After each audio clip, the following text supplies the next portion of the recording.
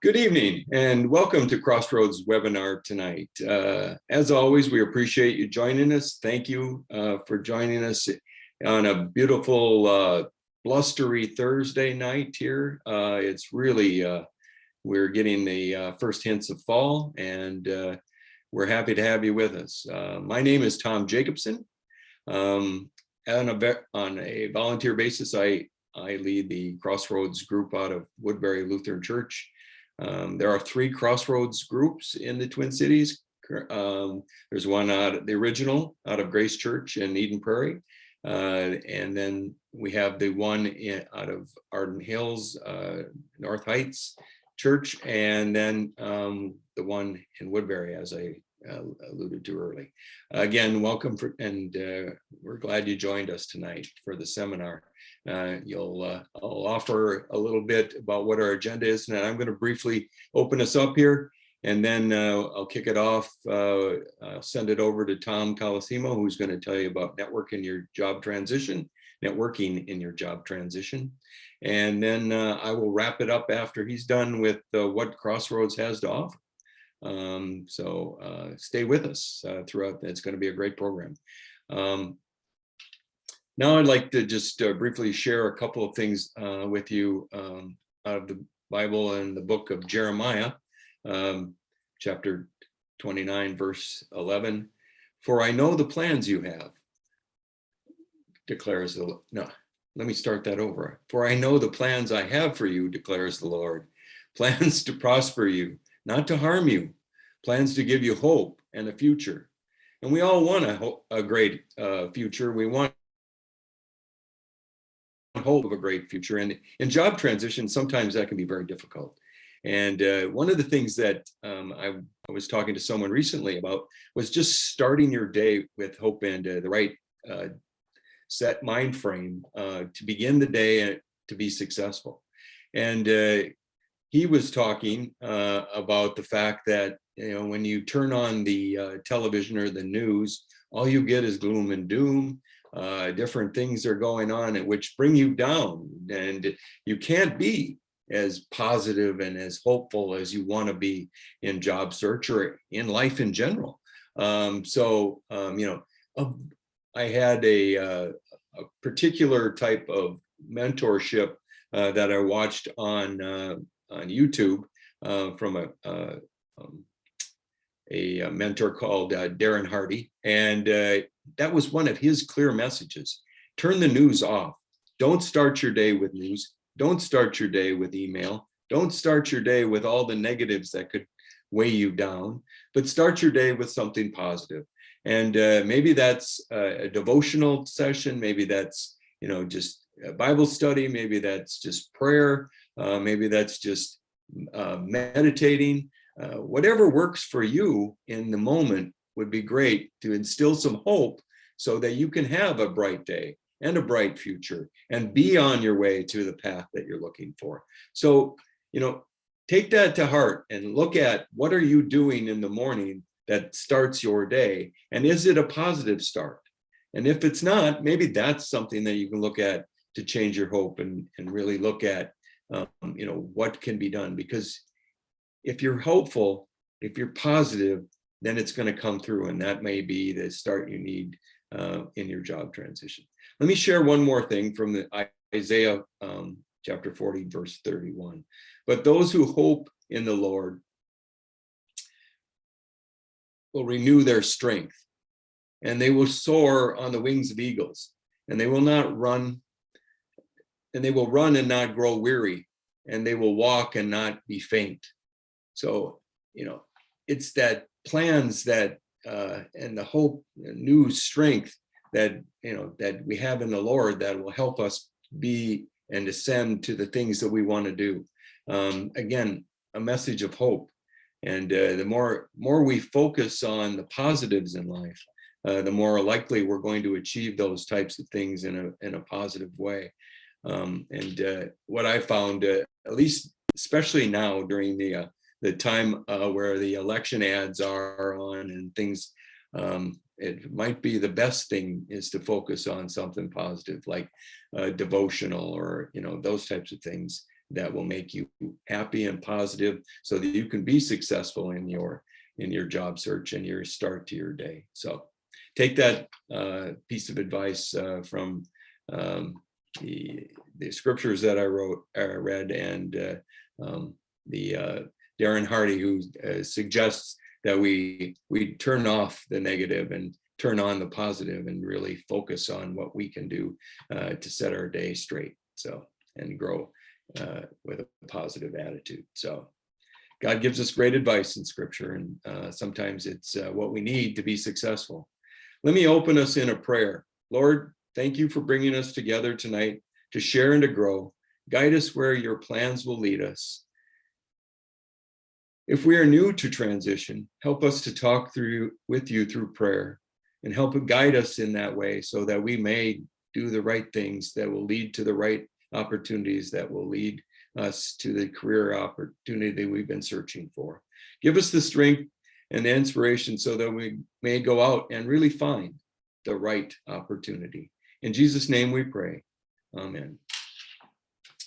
Okay, so with that, I'm going to introduce our main speaker of the night, and his name is Tom Colosimo. And I've known Tom for a very long time. Tom was actually the leader of the Woodbury group prior to me coming into that role, and he's there, been supportive, and is always there to help. So, and tonight he's going to be speaking on networking your job search success, creating job search success. And as always, Tom has a lot of great things to say. So I'm just going to turn it over to you, Tom, and you can kick it off and educate us on what we need to do to be successful in job search. Right, Tom. Thanks so much. And it's great to be back again. And it is a blustery day outside, but we're going to try to keep our thoughts on warm, positive things here as we go through this presentation tonight. And I really want to make sure that you know, networking could be such a just a second, I'm going to start my thing from the beginning. Just a minute here. Okay, sorry. This there. I want to make sure I get this on. Networking has been talked about so much over the years. I mean, that's the thing, is you always hear somebody talking about networking, and some people get turned off because they hear so much about it. They're saturated with it. But what we're going to talk about tonight is, it's really, yes, we're talking about networking, but also about soul searching. And like we mentioned, like Tom mentioned, about being positive and spiritual strength and things like that. But I think the thing you got to keep in mind is, what do you want? What makes you happy? Don't just do things because people say you should do something. Do your research. And we'll talk about that tonight. I'm a career changer myself. As Tom mentioned, I've been affiliated with the networking group over in Woodbury for many years. Yes, there's a lot of stuff on this slide, but bear with it that it's not, you know, it's what I did, what I am, who I am. So I'm an independent career coach, career strategist, and presenter. Of course, Crossroads Career Network we're involved with from Woodbury, connected to the group in 2019. I'm also a part of the MCGA, Minnesota Career Development Association, as treasurer, and I've been with them for almost 10 years, coming on that now. I'm also on the Washington County Development Board. This is a board that's in Washington County. It deals with careers. It deals with what's happening in the community for jobs, and does a lot of work with community career pathway programs for high school kids and young adults. It's another big part of that. I also do career coaching in high schools and universities. Just this morning, I was down at Simley High School doing practice mock interviews with people, the young people down there. I do work with Augsburg University is one of the key universities I do work with at this point in time. And I work with Best Prep Junior Achievement and BPA as a judge, Business Professional America. So I'm very engaged with people of young age, older ages, middle of the road ages, things like that. In the past, I was a career advisor in higher education at the University of St. Thomas for 8 years. And before that, I was a recruiter, both agency and corporate recruiter type person for 7 years. Until the Great Recession of 2008 made me make that change to St. Thomas, and I was blessed by that change, by the way. Before that, way back in the beginning, I was an accountant for 25 years, and I worked controllerships, cost accounting, things in manufacturing, Fortune 500, retail, and banking compliance. So I'm a guy who's been a jack of all trades, and I won't say a master of none or anybody, basically from that standpoint. But it's about knowing what you need to do to fulfill the passions you have and do the best you can with what tools that God gives you, what gifts God gives you. And you have to analyze that and know that before you try to push a square peg in a round hole. You've got to identify that and think about that. So that's what we're going to be talking about tonight. So tonight, the agenda, we're going to start about talking about personal branding. Things like, who you are, and does it match with what you're looking for, things like that. We're going to talk about what is your why, what makes you who you are, your DNA, as I would call you, your soft skills, and what the hard skills that you have as well that make you a good person, a good professional person in whatever focus you're trying to go into. And then finally, we're going to actually get into the networking discussion.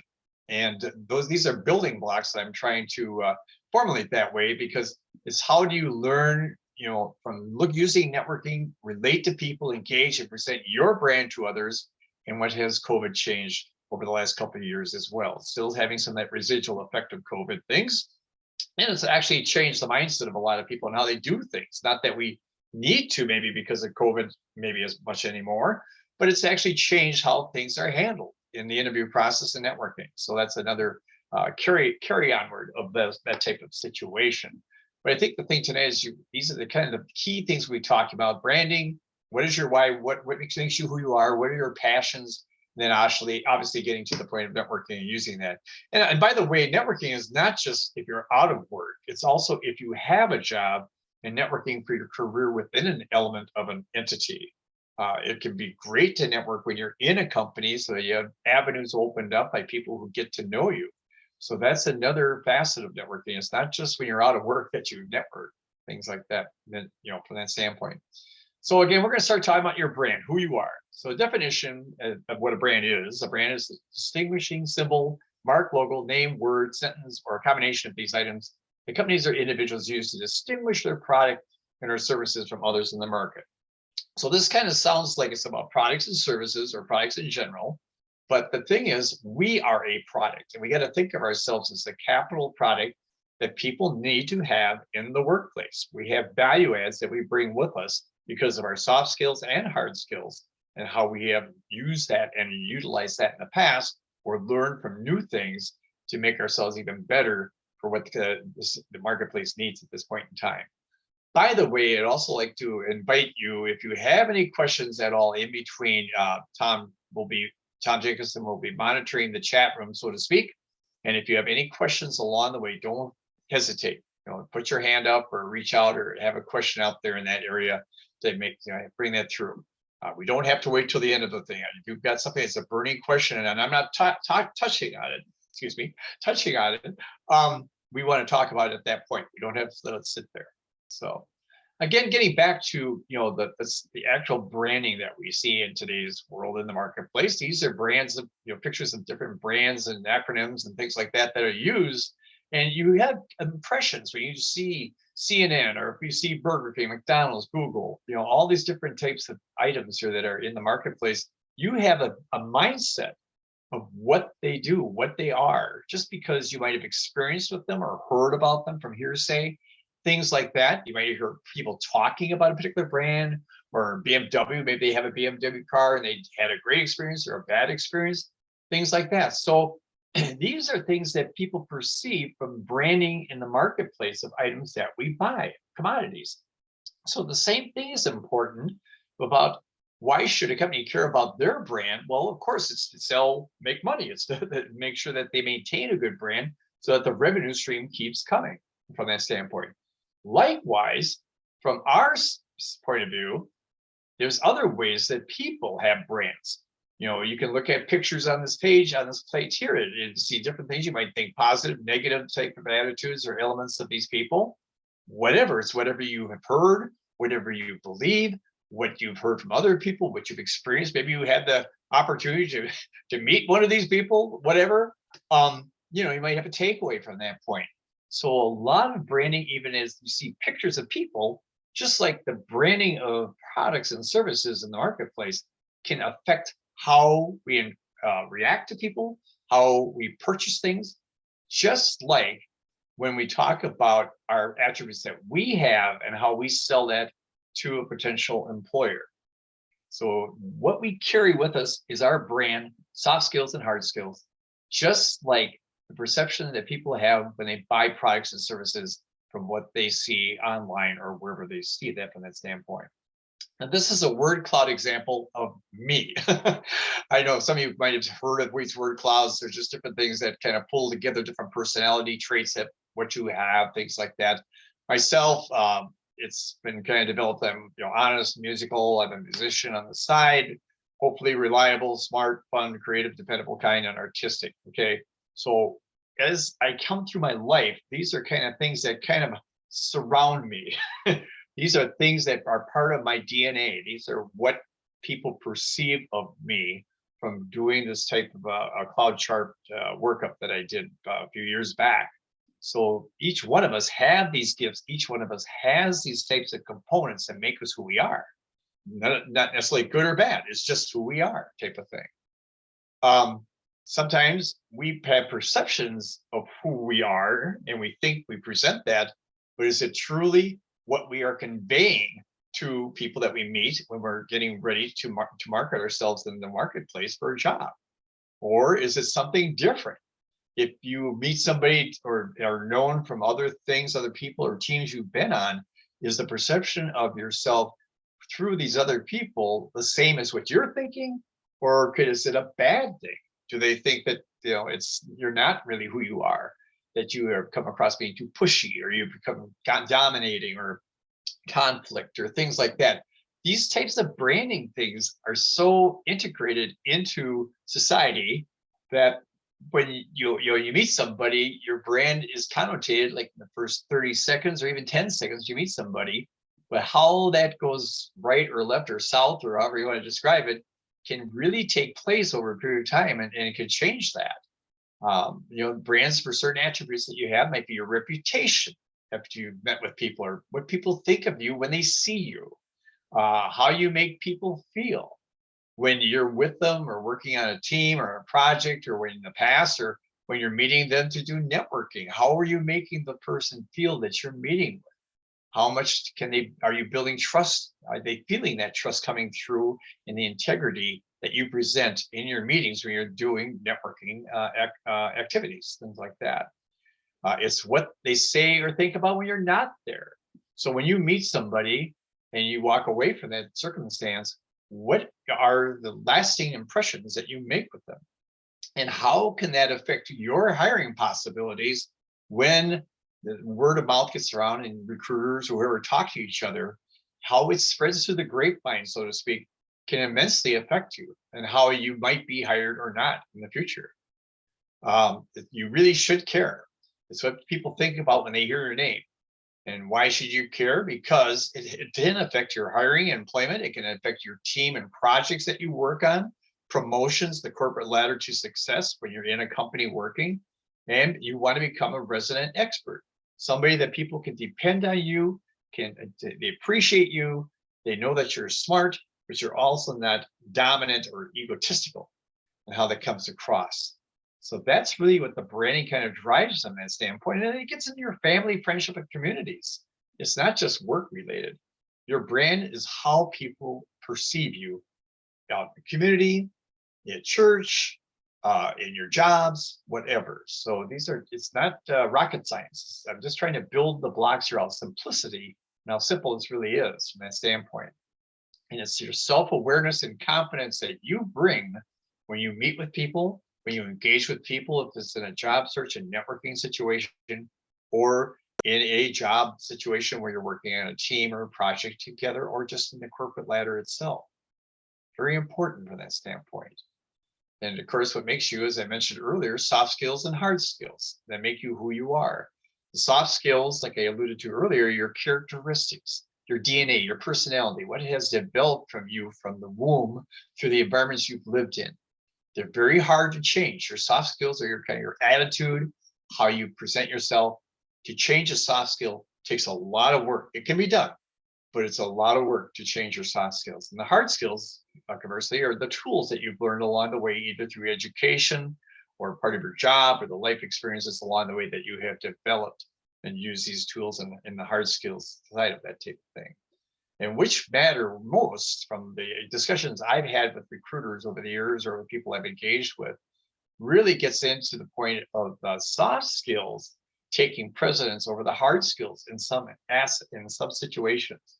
If you have soft skills where you engage with people with a positive attitude, when you come across with confidence and not phoniness, do not be a phony, obviously, versus having hard skills to a point, but not knowing everything, but you are a smart individual, you've proven that you learn things and can learn things, that can override, the soft skills can override your hard skills in many situations by just how you sell yourself and make sure you follow through, walking the walk and talking the talk, so to speak.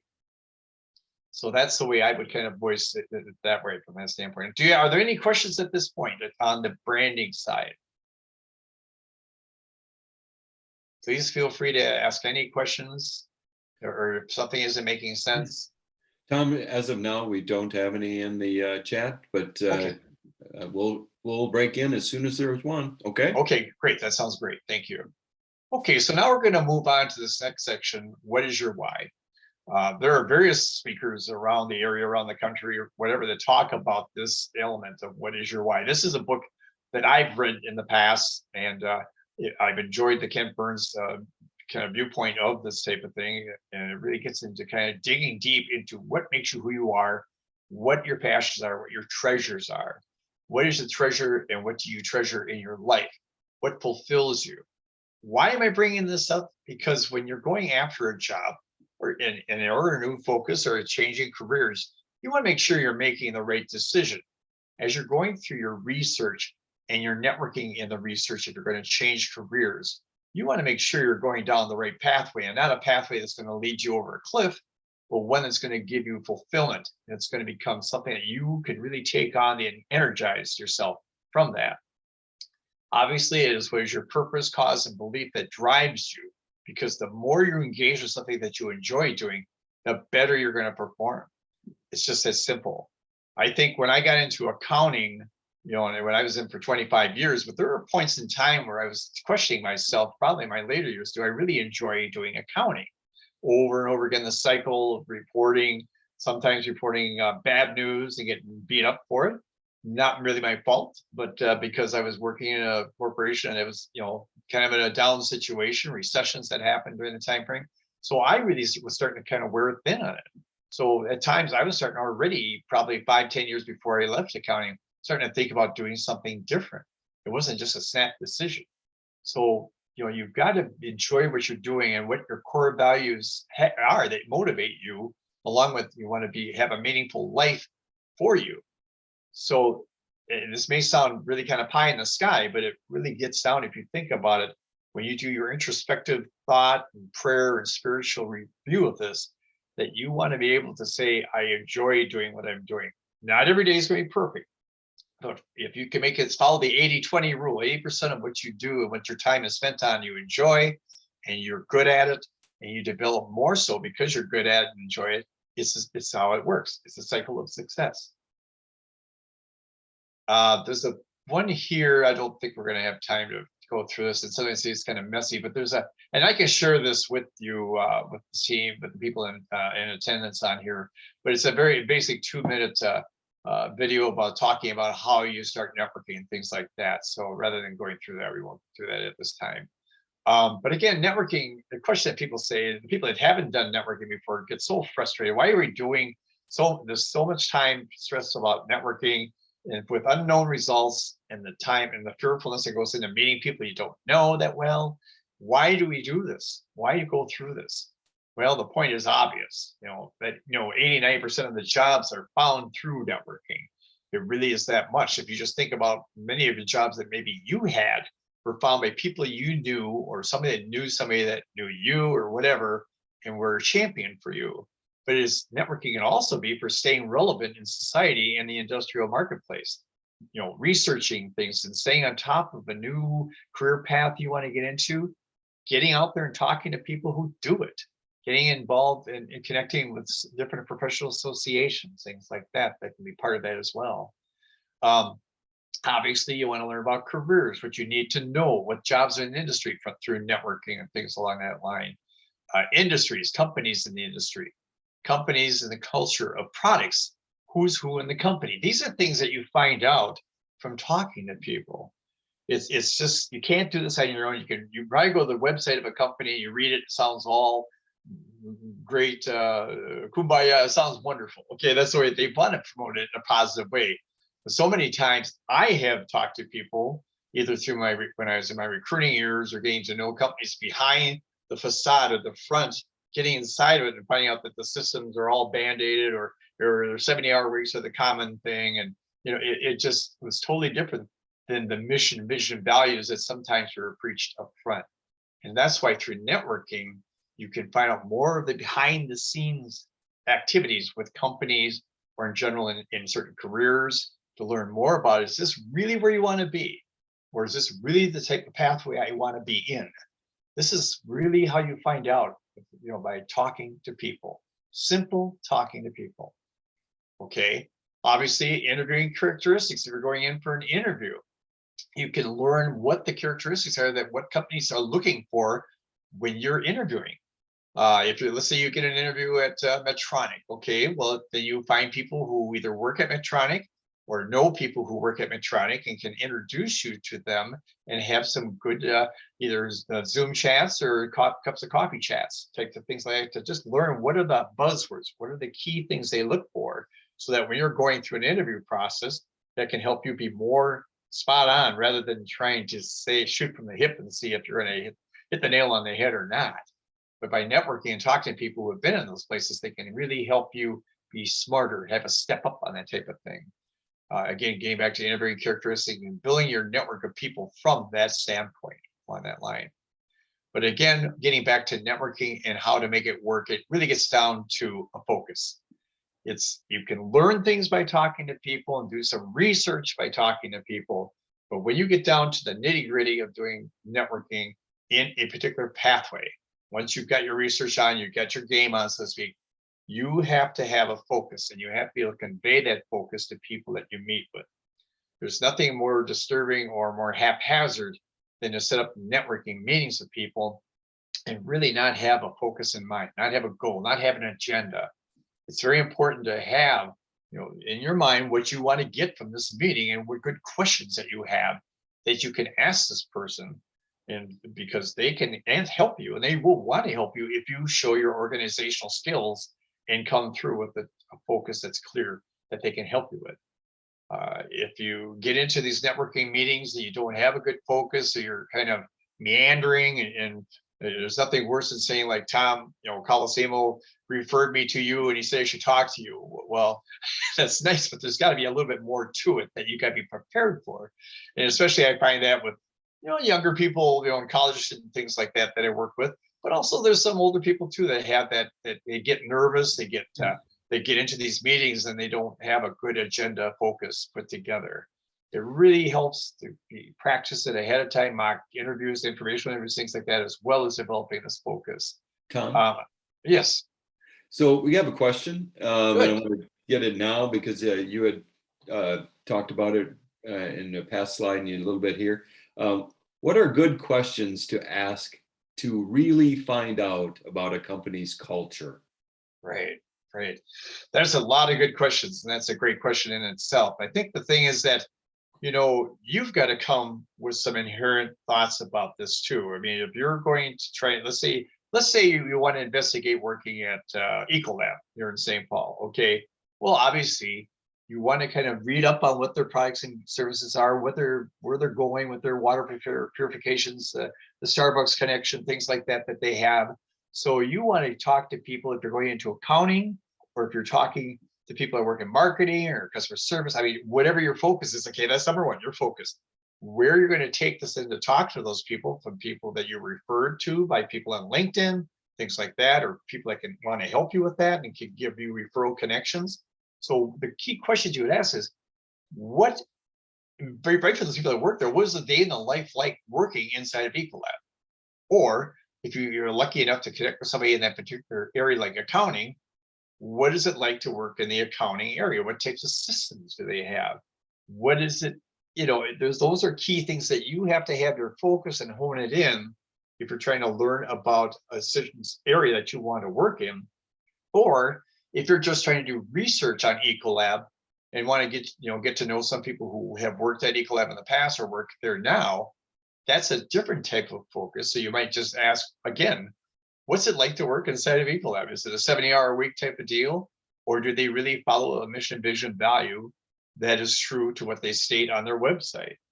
So I may not be answering that directly because there's so many questions to ask in those situations, depending on what you're trying to do. The person who is asking that, are they thinking like they're going in for an interview or just researching?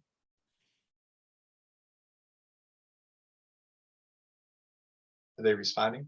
They're not responding yet, but oh, there it is. That's a great question. That's great. The question about a typical day, trying to find out more about work-life balance. Yeah.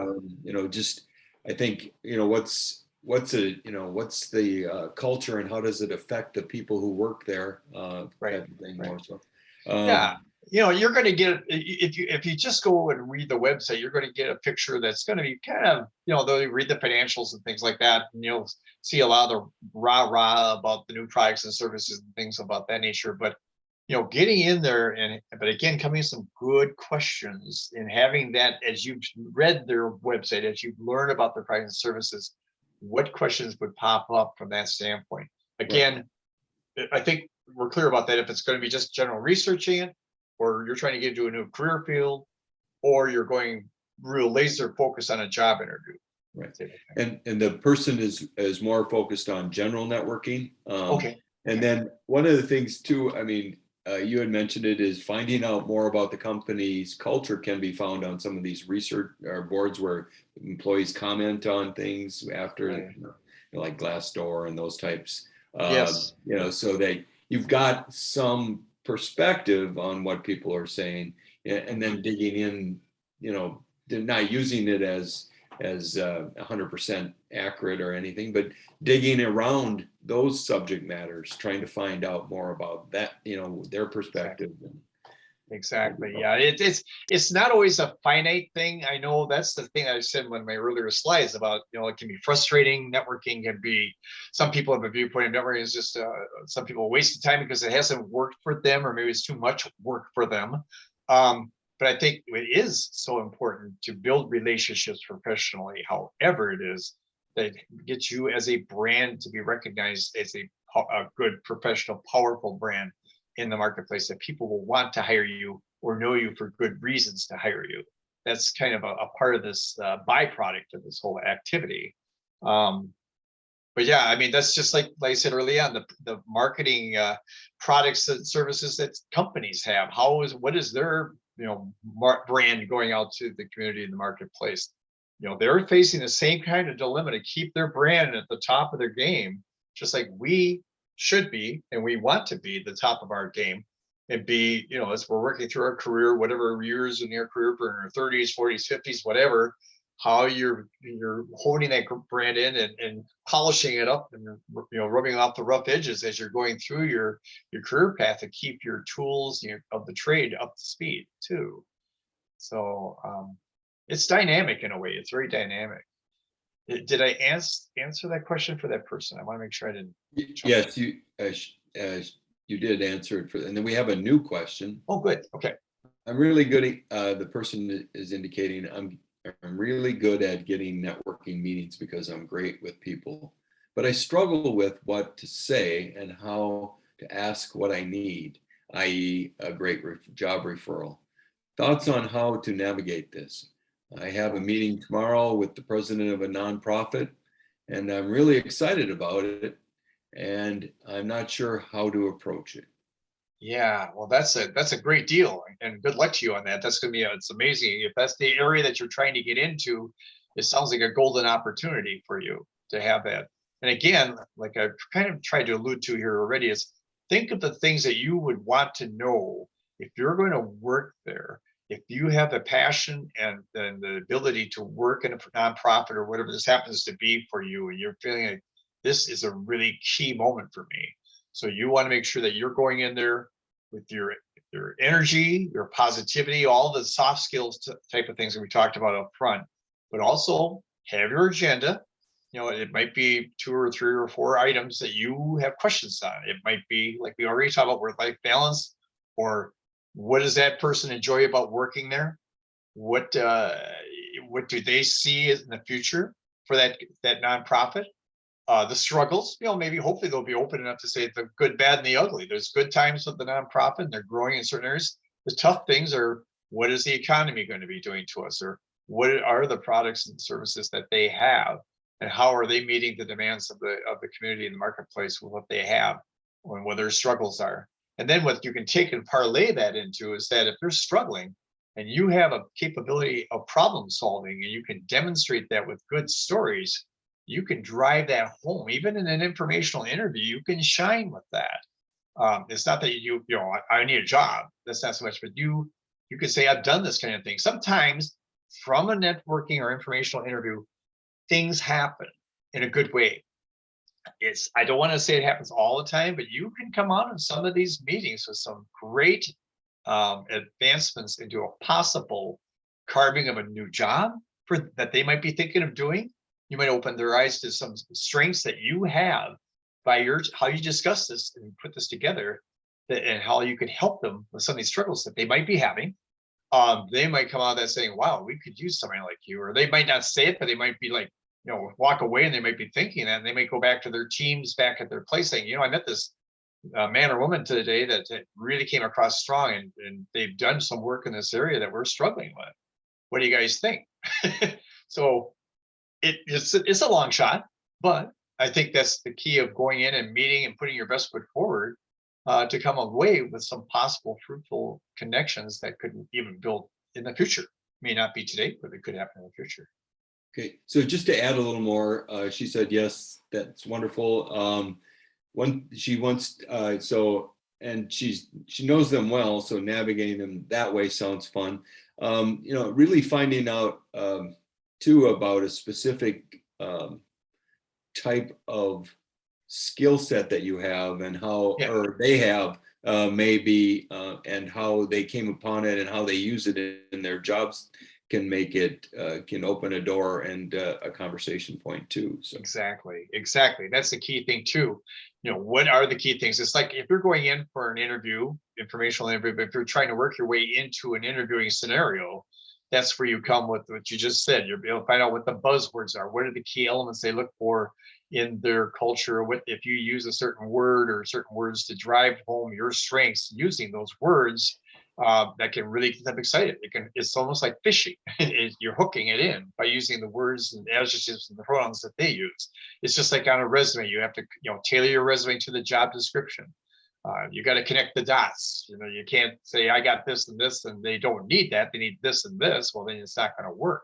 But by doing the research through the informational interviews and coming away with some more tools and more elements that you can apply as you move down that road into the nonprofit world, if that's where you're going, or if it's going into retail, or if you're going into manufacturing or whatever, you want to learn the lingo, the language. You want to learn that the buzzwords and what makes success happen in those different types of industries, and that's how you do it. Yeah. Anything else from that person? I want to make sure I'm hitting it.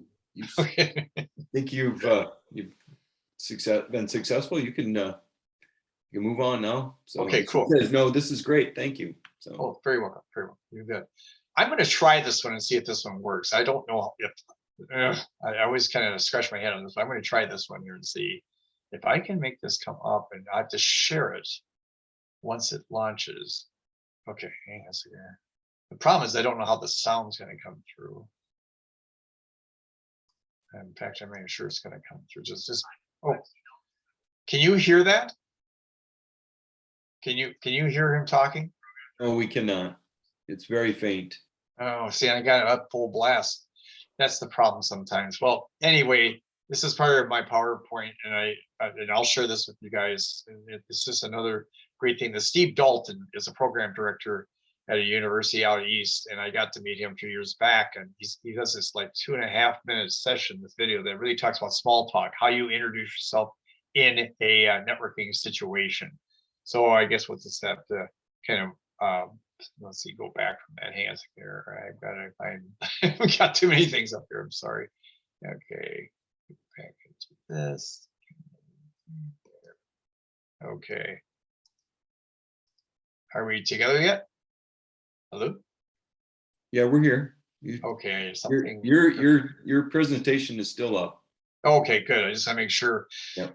Yeah, I always have problems with the volume levels. I'm sorry about that, but it's if we get to share with people, you can click on it yourself and follow it through. It's a great 2.5 minute video about how, in a lighthearted way, kind of a little bit pseudo humorous way, when we meet with people, how we want to engage with them. It's a good deal from that standpoint.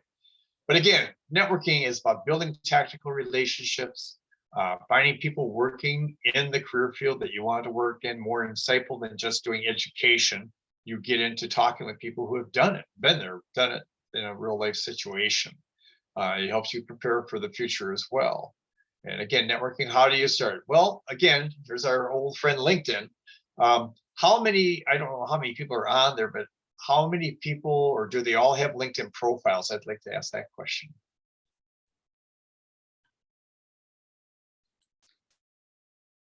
Waiting for responses. Oh, I sorry. have 1, yes, 2, yes. Okay. Well, this is a big start. This is the big start of that whole thing. I know some people say, "Oh, LinkedIn, I got to do that too." And I go, "Yeah, that's part of the powerhouse." This is LinkedIn it's more than just a networking tool or a place to have your profile hanging out there. I mean, that's obviously a good part of it, but the idea of there's different networking groups, corporations have networking groups. You can learn so much by what's going on in these discussions and podcasts and different things that are happening on LinkedIn day to day, that you've got to have a presence out there. And if you don't, you're really missing the boat. You really want to have a good profile that talks about your strengths, what you've done. It's almost like a mini resume online in a social type of presence that way. When you connect with people on LinkedIn as you're doing your networking and meeting people or getting referrals to people in different areas to get your networking connections going, make sure you personalize that invitation when you're asking for the connection. Please do that. So many times I get connection requests and I just can't let them sit there, or I will take the time and respond to them saying, why would you want to connect with me, or tell me a little bit more how I can help you, or what this connection will help for both of us. And if I don't hear from them in a couple of days, I will just delete it. So personalizing, customizing it will make it a person much more apt to connect with you from that standpoint. So but LinkedIn is the powerhouse. And like we talk about Ecolab or Medtronics or whatever companies, they all have a presence out there. And by the way, they post their jobs on LinkedIn too. If you're looking for jobs at a company, the LinkedIn location or the website is probably going to be the most active and current place to look for jobs under that domain of that company. Indeed.com, some of these subsequent job boards, some of that information gets old and it's outdated. It doesn't fall off. Like after 90 days, it might fall off, and maybe they've already placed somebody in that job way before that. So be cautious of when you're applying for jobs using a job board like Indeed.com, because sometimes it can be a waste of time. Always go up the ladder, up the chain, make sure that that job is still available or it hasn't been filled yet. From that standpoint. Has anybody on here done a job search or developed a search into a company by using LinkedIn? Like networking into a company, either using a group or to help them get target into a company or an industry or a career for a career change? Has anybody used LinkedIn? Yes, we have at least one person that okay. Yes. Can we hear possibly if possible? Can that person maybe say how that worked for them, or what went right, what went wrong? Just curious. She follows quite a few contact producers there. Okay. So, and I'm waiting for any more she might share. Sure.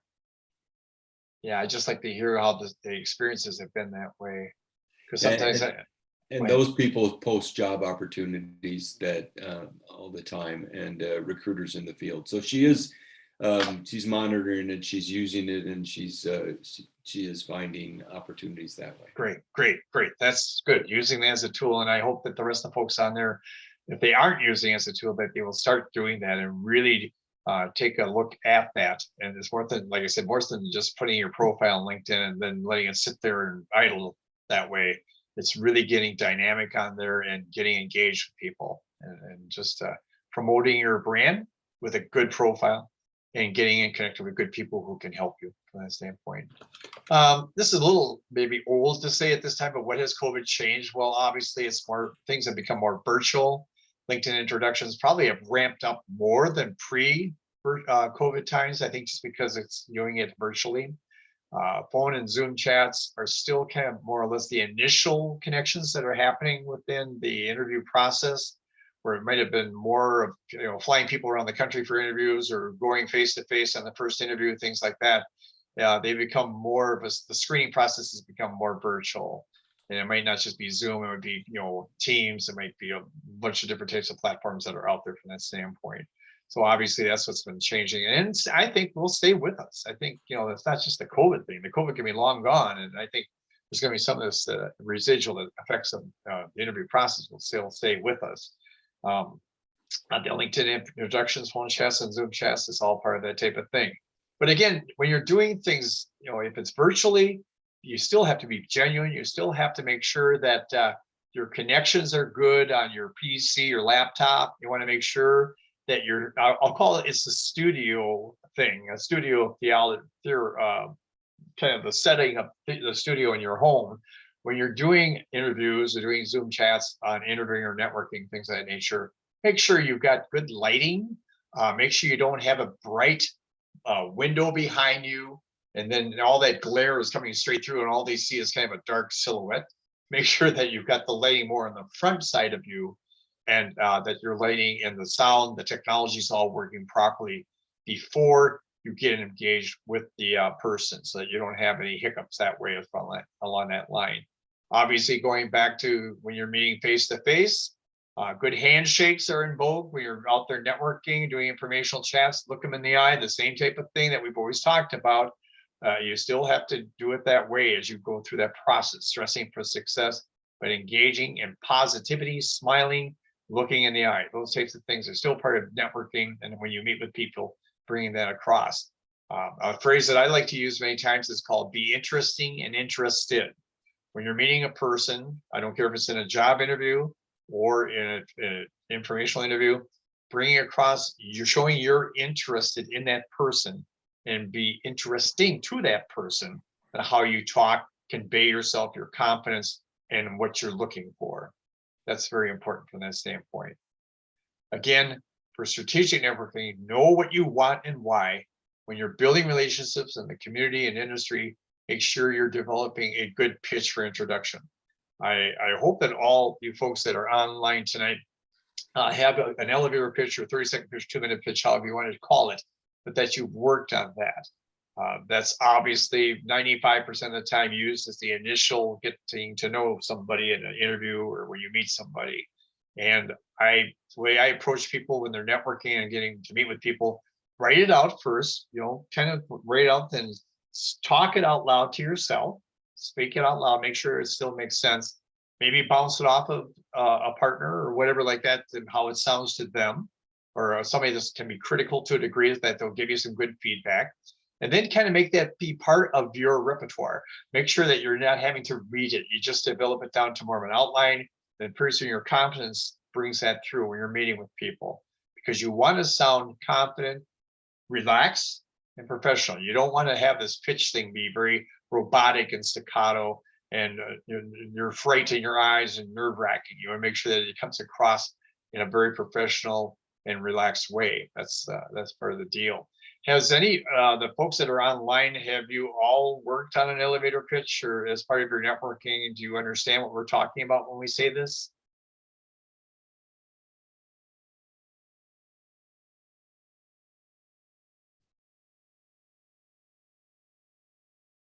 Hopefully somebody will reply.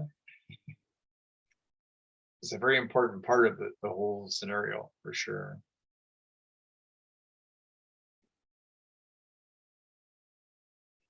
No response so far. Okay. Well, I'll take for granted that you folks understand what I'm saying when I'm mentioning this elevator pitch, 30-second pitch, the introduction, the tell me about yourself scenario kind of thing.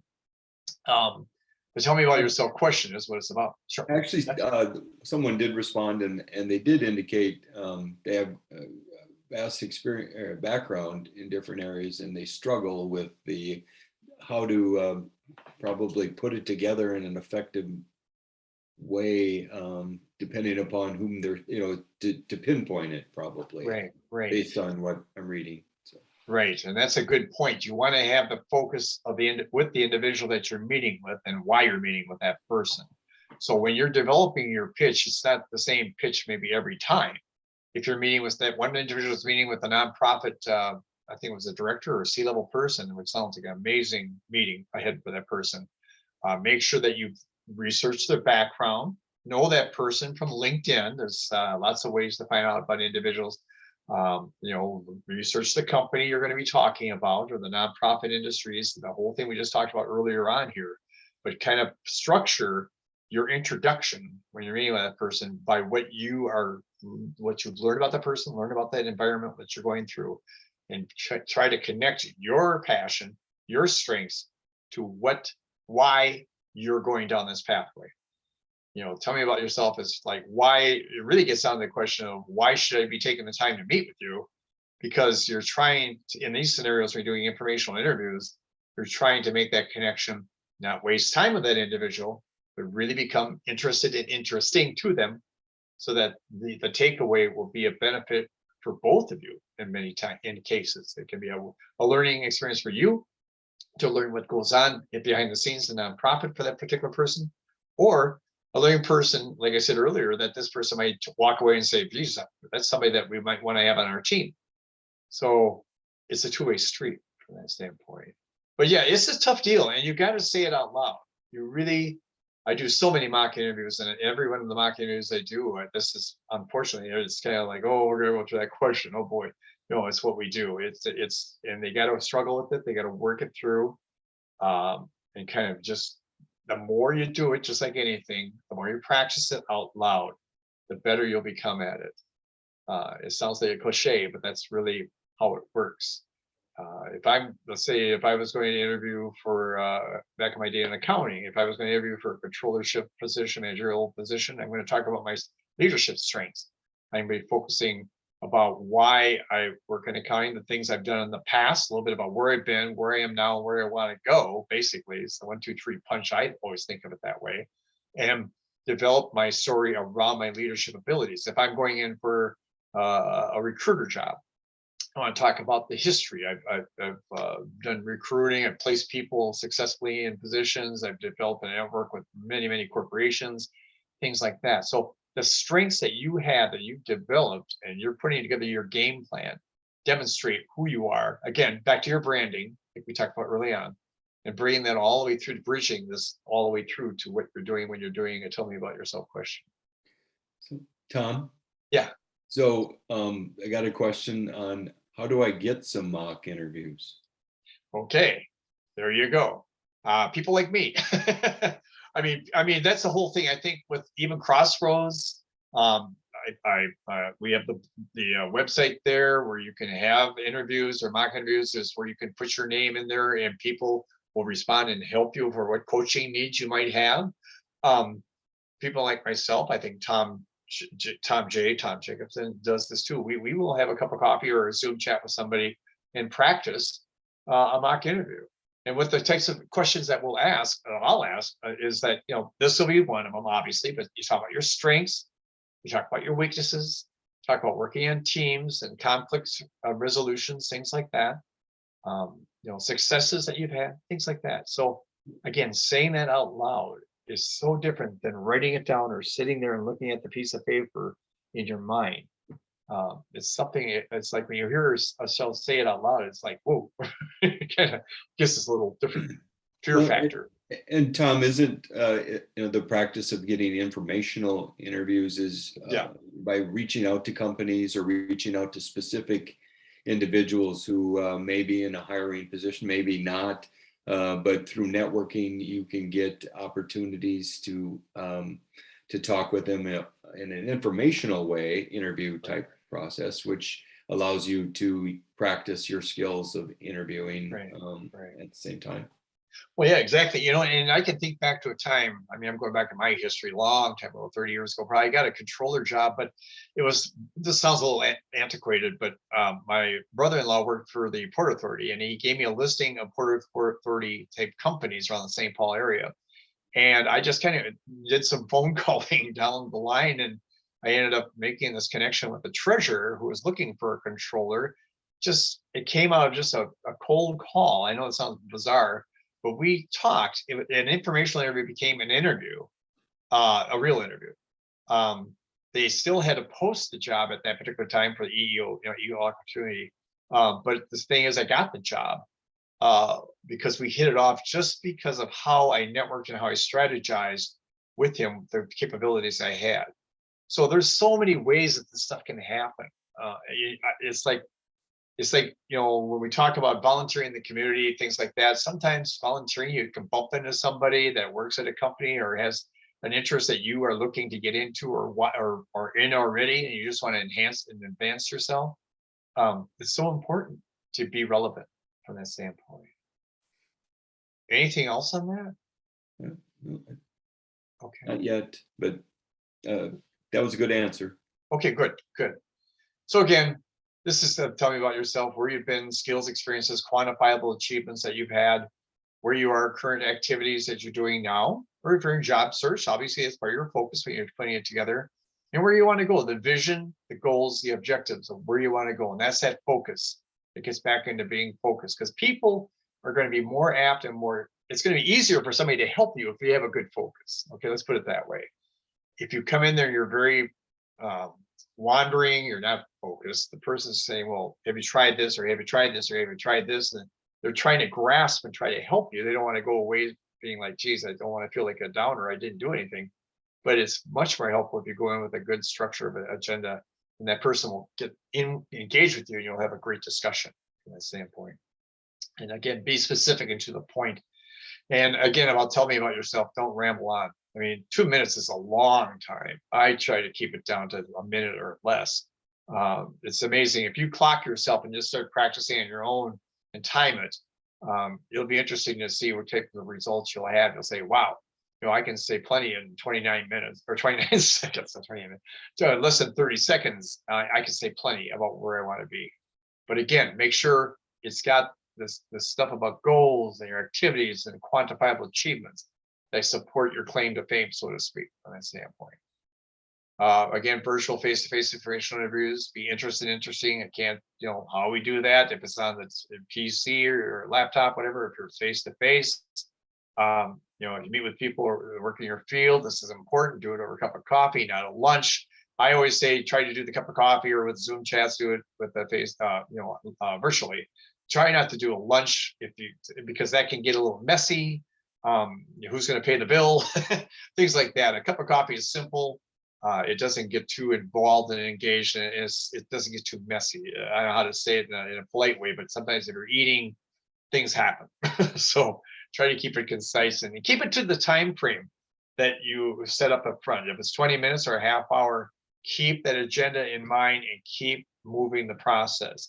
If you get down to the end of 20 minutes to a half hour with that person, and you say, well, my time is up, I take your time, and they say, oh, no, that's okay. We've had a great discussion here. I feel like, well, then go for it. Let it meander on a little longer if that person's open to that. So kind of get a pulse on how it's going based on how you're connecting and how you're making it happen. Again, the information's, listen to what they're saying. Listen is the key thing. Your focus is important, but listen to what they say. Take notes. Don't be afraid to say, is it okay if I write down notes, things like that. Ask who else they know. Obviously, you're trying to build a network. So if you were to paint a picture on a wall or put Post-it notes on a wall, as you're building this networking activity, you're having branches shooting in all directions from people. You might walk away with 2 or 3 more connections from an individual. That multiplies itself by generational networking. So you might have dozens before you know it of connections that you have to make or can make from that standpoint. Of course, ask if there's anything you can do for them.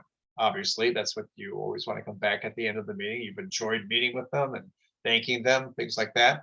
I say send a simple thank you card. Keep it simple. If you're doing real information, if you're doing real interviews, I still kind of like the idea of sending a thank you card. I've talked to many recruiters, even in more recent times.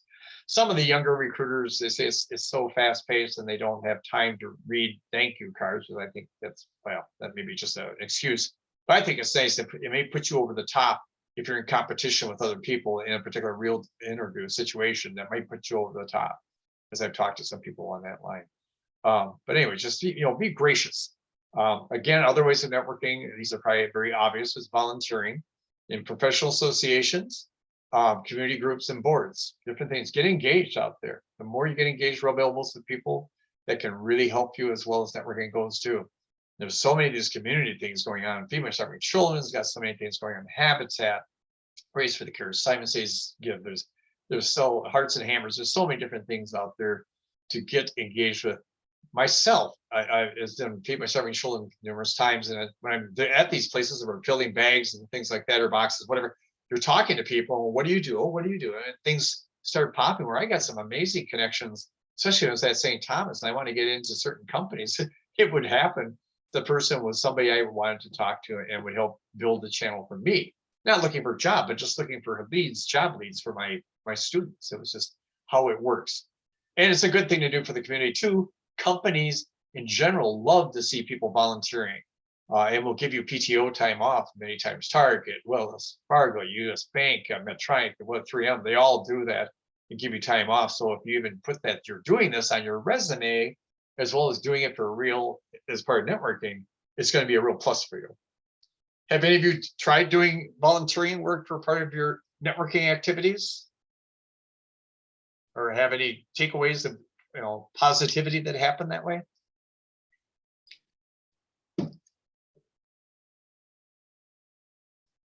Nothing right away. So nobody say anything? No. Okay. Well, anyway, take my word for it. It really it can really be a great way to get connections that way, in kind of an ad hoc, face-to-face way. It can happen for sure. So again, in summations, networking is researching and building relationships, talking to people who know people in the area that you're trying to get into. LinkedIn is the powerhouse for social media connections, things of that nature. Have a good profile, connect with people who you want to connect with, and be a good connection for others too, that may need your help as well. Attend professional meetings. If you're going into nonprofits, there's plenty of LinkedIn associations or boards or things like that to get engaged with. AMA for American Marketing, they've got activities online with LinkedIn and other face-to-face meetings going on. The PMI, Project Management Institute, I'm engaged with them quite often. They have a lot of different things going on for networking and development, career development. There's the accounting associations have the same type of deal. So getting engaged with these activities, either online or face-to-face, can be real helpful in spreading the word about your brand and who you are. Again, when you're establishing your brand, be interesting and interested, trustworthy, honest, positive, demonstrate a critical thinker, likability, but not fake, engaging, and other things that might be out there. When you're not looking for a job change, connect with people, still keep that going. Don't let the networking stop just because you get a job. Keep your brand fresh on LinkedIn, keep learning, keep being relevant, very important. Find people who have similar career aspirations and passions you have in your career field and in the field you're thinking of moving to, or that you're staying in. Just stay connected and thank people along the way for sure that have helped you get to the point where you have a job or something has happened for yourself. Keep in touch. It's ongoing. It never stops. Join the organizations, help others when they're in search, pay it back, pay it forward. Do not let your connections go stale. Stay in touch. Doesn't mean you have to be a pest, but I mean, every once in a while, there's plenty of ways to stay in touch on LinkedIn. You might see somebody's getting a promotion, say, hey, congratulations on that promotion, whatever, or getting a new job. Keep learning new tools related to your industry. Don't let yourself become a dinosaur. So important. These two books here are these people that have written these books are very connected to Crossroads. We know them very well. I get no royalties from these promoting these books. I joke with them quite often, but anyway, they're very good books to read about for like networking structure and putting together your meetings. A 20-minute networking meeting is a very good one for general networking structure. And the other one by Burke and Dodson is about more so about their tactful self-promotion at work, how you network within your career once you're in a corporation. Very important to do that as well. Target Corporation does a great job of having their people do self-promotion with networking, ongoing movements and meetings all the time. When I used to work at St. Thomas, downtown Minneapolis, the Caribou's and Starbucks and Dunn Brothers are filled with Target people constantly chatting and meeting each other. I often wondered if they're doing any work because they're always in the coffee shops. But that's what they do. They try to keep them promoted and moving in the right direction that way. And finally, I'm a sailor on the St. Croix River, and this was sent to me a while back, and I think I take it to heart as far as when I sail, but also in life. We have to adjust our sails to adjust for the direction of the wind. Just like in sailing, the wind changes, things happen, you have to adjust the sails to get from point A to point B for your tack. Here, when you're going through your life and career changing or job changing, you have to address the needs that you have to reassign some of the skills you have, redirect some of the questions and things that you want to learn from people to be ready for that. So be ready for the winds of change, because as I tell students in high school and students in universities, you got 40, 50 years ahead of you, and you're probably going to change careers 4 to 6 times, not jobs, but careers. Crazy. So many new things happening that we don't even know about today. So be ready. Change is constant. It's a constant effort from that standpoint.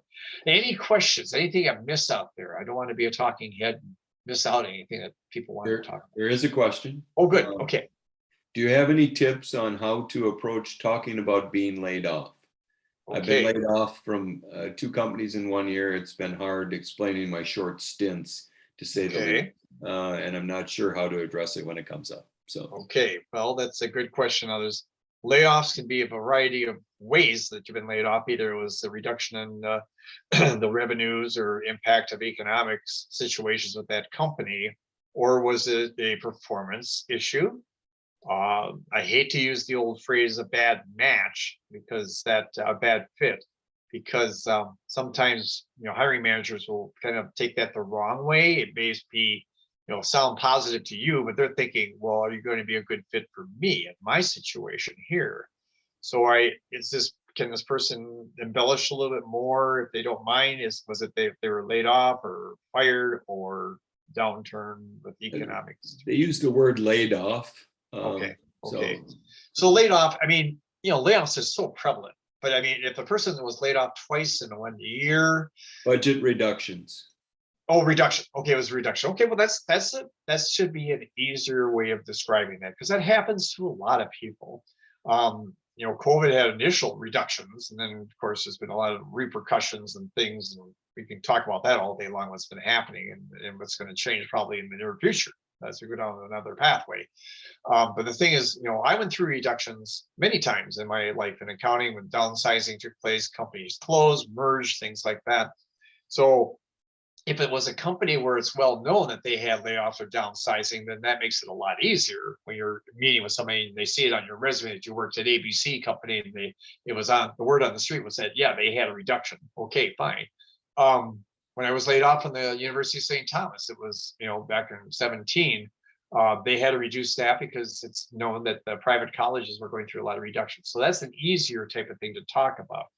If it was a reduction that way about economic downturn, things like that, you could just talk it through that way. And you're part of the numbers that got laid off. So that shouldn't be a real downturn on that, making sure that, you were let go on good basis, Right. Even if you have a reference. Tom, it has to be positive. It has to be brief. You don't want to go on and on about it, right?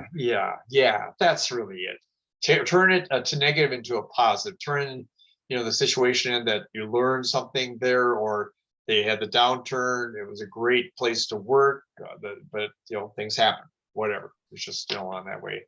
Obviously, in 2008 through 2011, roughly, that was the word on the street was constant. Everybody just said you were laid off, so it didn't matter at all.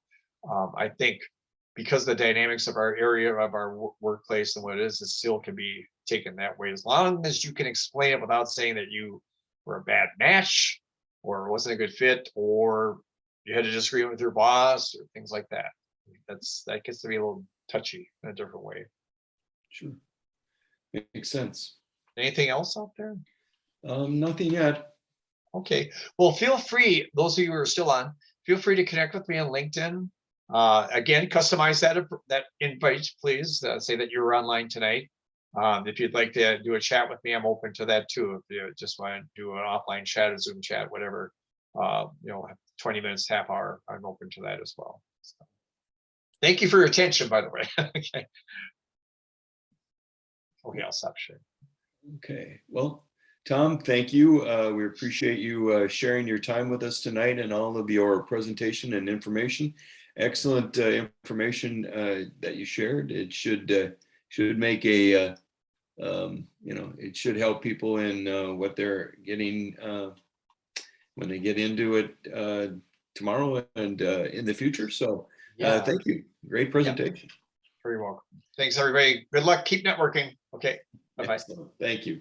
Right now, I will take the opportunity to share with you a little bit about Crossroads and what we offer. I'm going to get that up right here now. So just bear with me as that comes up. Okay.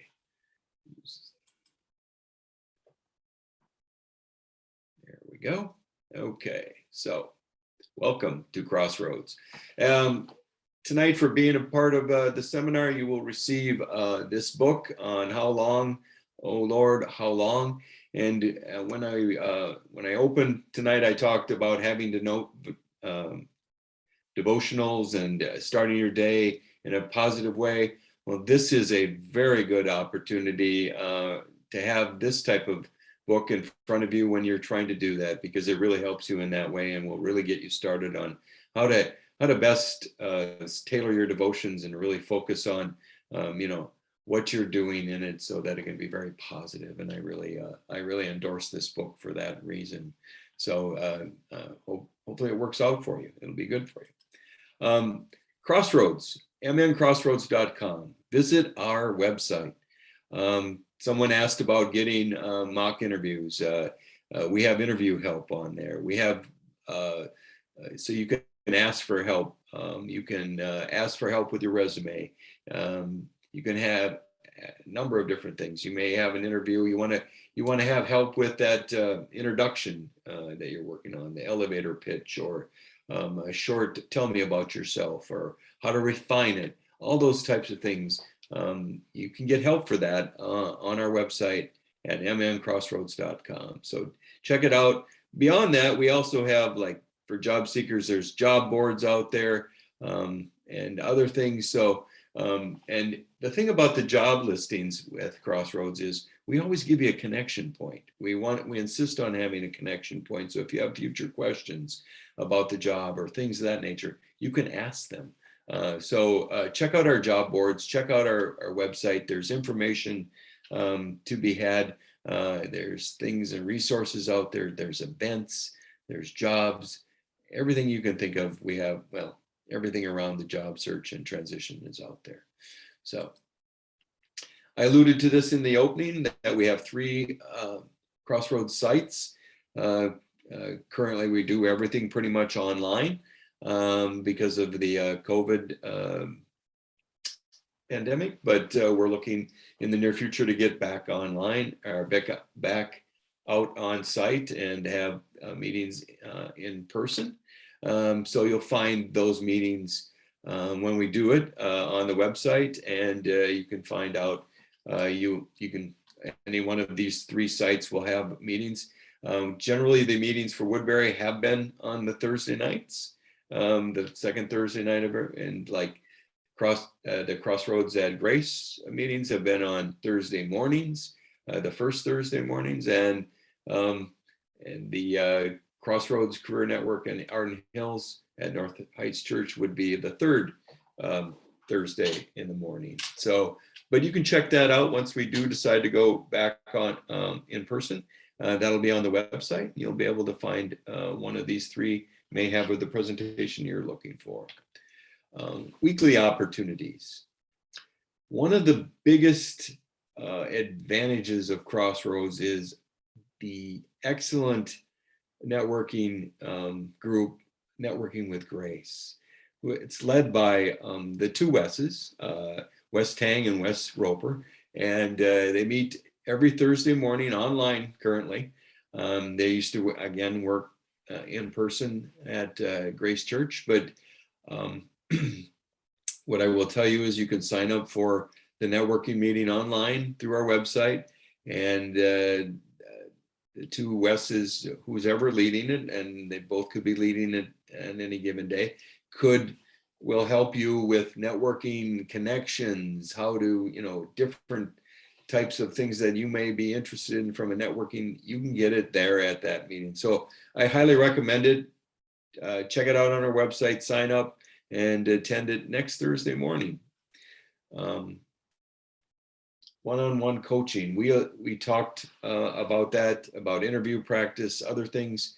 You can sign up for our one-on-one coaching online through our website. We have great coaches, people that'll help you. Tom Colosimo, he talked about his affinity and his actual practice of and what he does for coaching. But any number of people you'll find can help you. But we have a specific group at Crossroads that help you with coaching, so you can sign up for that. The business of transition is sometimes very lonely and arduous, and you could get down in the mouth about things, and you need a little help, with a little prayer. And we have a group that helps with that. You can sign up for prayer support. Our soul care team at Crossroads can help you in that way. So check it out on the website. If you need help, you can sign up there, and they will respond and help you. Online classes. One of the things that I think is the foundation of Crossroads is the 8-week course. And our 8-week class, we have one coming up this month, I think it starts next week. And you can find that on the website. You can sign up right there. I highly recommend this class because it helps you with everything you can think about in job search. You can see all the things that are listed there: attitude, assessments, networking, targeting companies, how to find companies and which ones are best for you in your situation, resumes, how to write the type of resume that fits your background, and what should be in it and how to do it, interviewing, how to approach interviews and how to really practice, how to really get set up, how to really set up an interview scenario where you're using your star stories, where you use your situations and the things that you achieved in your career to tell a story about how you would be best for that specific situation. So I would highly recommend that the small group classes, the 8-week course. And like I said, you can sign up now. There's one starting very soon, and you can do that through our website. The one thing I really like about the class too that I might want to point out is friendships. A lot of friendships are made through these classes, but you can partner up with people and have some light accountability, keep yourselves going, really focus on what you're achieving each day and each week. So I highly recommend that too, part of it. And we always talk, especially at Crossroads, about God's perspective and how it helps you in your job search. Well, the book that associated with this class has a lot of help in that regard. So for the book itself, the class is worth the time. So, check it out on the website. I highly recommend it. The small group classes are, like I said, are the foundation of Crossroads. Crossroads has its own LinkedIn group. Tom talked about LinkedIn groups and how they're resources. Well, our resource is our LinkedIn group. There's about 2,500 people on are in our group, and most of them, if not all of them, have gone through job transition and are willing to help. So sign up for the, check out our LinkedIn group, sign up if you want. One of the things that you'll find out there is great postings of information, events that are happening. So I highly recommend checking out the MN Crossroads Career Network. You type that into the search mechanism in LinkedIn and it'll take you right to this group. Previous webinars and tonight's webinar will be available on our YouTube channel at MN Crossroads Career Network. So type that in the search bar and these wonderful webinars will come up and you'll have an opportunity to view past webinars and that have been given by some of the experts and everything. I can see on here on this particular slide, there's an interview there's a seminar on here from George Murray, was on twice this summer and gave great seminars. There's several other people on here I highly recommend that you'll want to check out because I think these seminars are great. Additional resources. We have been very fortunate to be partnered with Thrivent in a lot of ways, and they have been a great supporter of MN Crossroads Career Network. And right now they have 3 monthly seminars on financial considerations during job search, and you can check them out through their website or on our link on our website. So check that out. They've been a great partner and they continue to help everyone with these great webinars on financial considerations. MN Crossroads is supported by a lot of great volunteers. And you see many friendly faces on here. You can see a picture of Tom Colosimo. Harry Urschel, who's in the background tonight, is also on there. And Harry makes sure everything runs perfectly well. So we always thank Harry for his support and help. So we do have many great volunteers at Crossroads, and we're here to help you in any way we can. So check us out through our website and we'll be there to help. If you're looking for churches, there's in-person and streaming online through woodburylutheran.org, northheights.church, and Grace Church. Maybe you'll find the church of your future at one of these 3 sites.